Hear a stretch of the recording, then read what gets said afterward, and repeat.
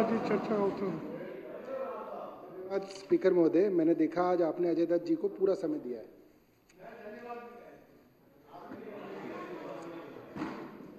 चलिए, और जिस तरीके से हमारे विधायक साथियों ने अपनी बात रखी है, मुझे लगता है कि सबको ये बात समझ में आई है कि फरिश्ते स्कीम जो थी बहुत ही बेहतरीन स्कीम थी। मुख्यमंत्री अरविंद केजरीवाल जी, मुझे लगता है कि भारत के अंदर पहली इस तरीके की स्कीम आई जिसके बारे में सेंट्रल गवर्नमेंट भी इस स्कीम का अनुकरण करते हुए अपनी एक स्कीम ला रही है। कुछ ही दिनों में मुझे पता चला है कि सेंट्रल गवर्नमेंट भी इस तरीके की स्कीम ला रही है। नेशनल हाईवेज वगैरह पे जो इस तरीके के एक्सीडेंट्स होते हैं उनको भी फ्री उपचार मिले। और जैसा विधायक साथियों ने बताया, मैं कुछ डेटा जो है सदन के सामने रखना चाहता हूं, क्योंकि जब हम लोग इस मामले के लिए सुप्रीम कोर्ट गए तो 2-3 दिन पहले एलजी साहब ने भी एक पत्र लिखा और उन्होंने एक अलग डेटा लिखा। मुझे मेरा मानना है कि उनके अफसरों ने गुमराह किया। डेटा इस प्रकार है कि जब ये 2018-19 में शुरू हुई, स्कीम के बारे में ज़्यादा लोगों को जानकारी नहीं थी। 1540 लाभार्थी थे।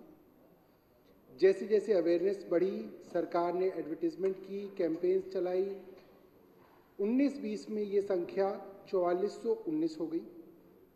20-21 में फिर बढ़ के 6131 हो गए। अब आप सोचिए, 6131 बहुत बड़ी बात है कि आपने 6131 परिवारों को बचाया, बहुत बड़ी बात है। और फिर ये कोरोना की वजह से थोड़ी कम हुई, ये हुई 5456, मगर उसके बाद 22-23 के अंदर ये फिगर एकदम गिरी, ये हो गई 3698। और अब जो है इस साल ये फिगर और कम होती जा रही है। बड़ा सवाल अध्यक्ष जी ये है कि इस तरीके की स्कीम्स, इनकी अवेयरनेस तो लगातार बढ़ती है, तो स्कीम्स के अंदर लाभार्थियों की संख्या बढ़नी चाहिए।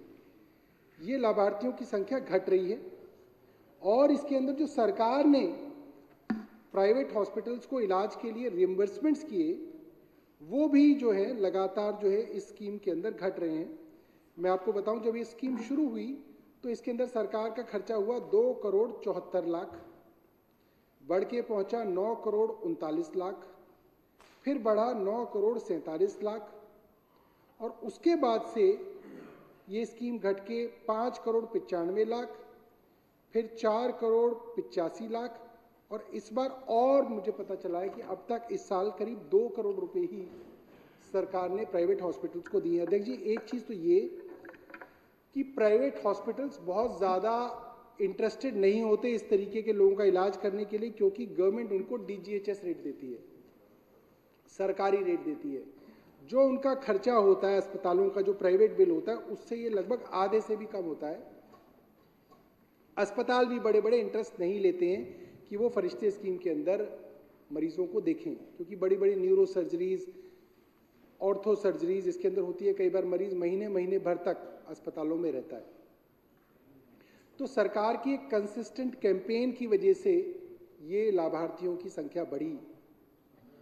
और अब जब कुछ अधिकारियों ने इनकी पेमेंट्स प्राइवेट हॉस्पिटल्स को देनी बंद कर दी, तो जाहिर सी बात है कि अब ये संख्या घट रही है।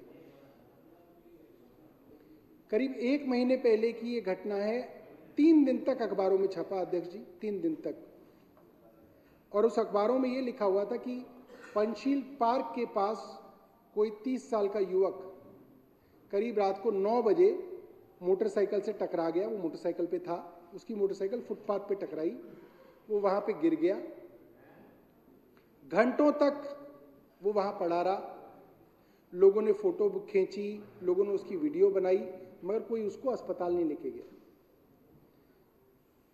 बहुत देर बाद उनका ही कोई जानकार शायद उसको अस्पताल लेके गया। खून बहुत बह चुका था, कोशिश की गई मगर वो बच नहीं पाया। घर का इकलौता लड़का था।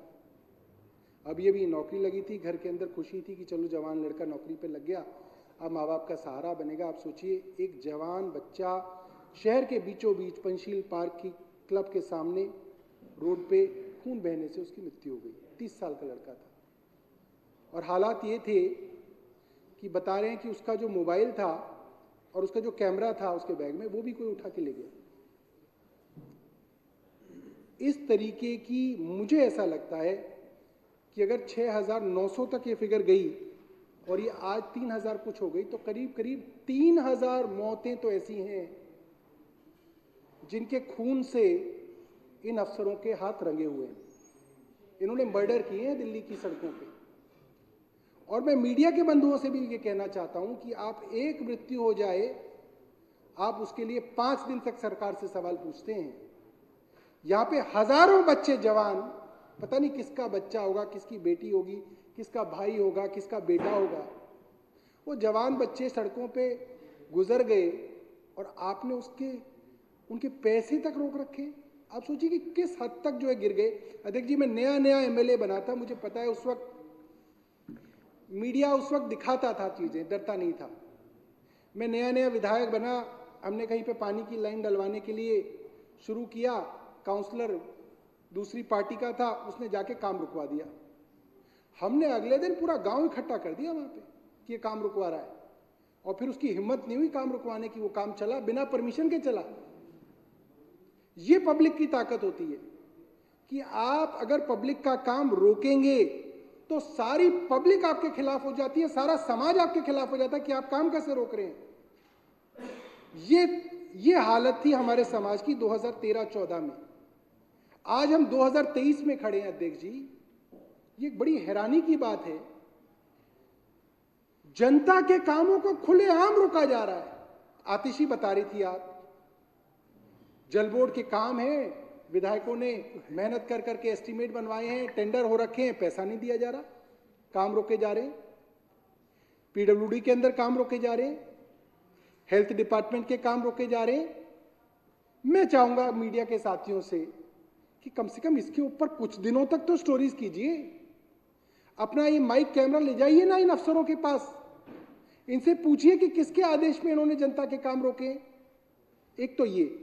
दूसरा अध्यक्ष जी, आज ही कुछ सवाल पूछे हमारे साथियों ने और उसके जवाब बड़े इंटरेस्टिंग आए हैं। तो मैं सिर्फ इस सदन के संज्ञान में वो लाना चाहता हूं कि यही नहीं है कि सिर्फ पैसे इन्होंने इस स्कीम के रोके। जो गरीब लोग मोहल्ला क्लिनिक्स के अंदर टेस्ट कराते हैं अध्यक्ष जी, हमारे सरकारी अस्पतालों के अंदर ये है कि अगर आप टेस्ट कराने जाएं और सरकारी अस्पताल में वो टेस्ट ना हो पा रहा हो तो आप रेफर कर देते हैं, प्राइवेट लैब में हो जाते हैं। इन अफसरों ने उन प्राइवेट लेबोरेटरीज के भी पैसे रोक रखे हैं। मैं सिर्फ आपको बता दूं,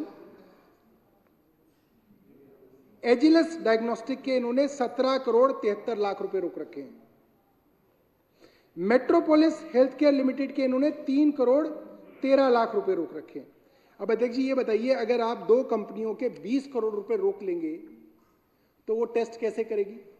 और वो कंपनीज जो हैं अब वो टेस्ट के लिए डिनाई कर रहे हैं, पब्लिक के टेस्ट नहीं हो रहे। तो ये मामला सिर्फ यहां नहीं है अध्यक्ष जी। मैं अपनी बात को खत्म करने से पहले सिर्फ ये कहना चाहता हूं कि हर जगह इस तरीके का है और हमने कागज पत्री करके काफी देख लिया। मुझे नहीं लगता कि इससे कोई खास असर हो रहा है। अब तो ये लड़ाई हमको जनता की पंचायत में लेके जानी पड़ेगी, क्योंकि जनता है जिसने हमें यहाँ भेजा था। अब हमको ये जनता की जो है अदालत के अंदर इसको ले जाना पड़ेगा, वहां पे इस बात को रखना पड़ेगा। और मुझे पूरा यकीन है अध्यक्ष जी, जो जनता 2013 में सोचती थी कि काम रुकवाने वाला सबसे बड़ा दुश्मन, उस जनता की अदालत में हम सब लोगों को ये चीज ले जानी चाहिए, ताकि हम भारतीय जनता पार्टी को, इनकी केंद्र सरकार को, इनके एलजी को, उनके अफसरों को, सबको एक्सपोज करें। बहुत बहुत धन्यवाद।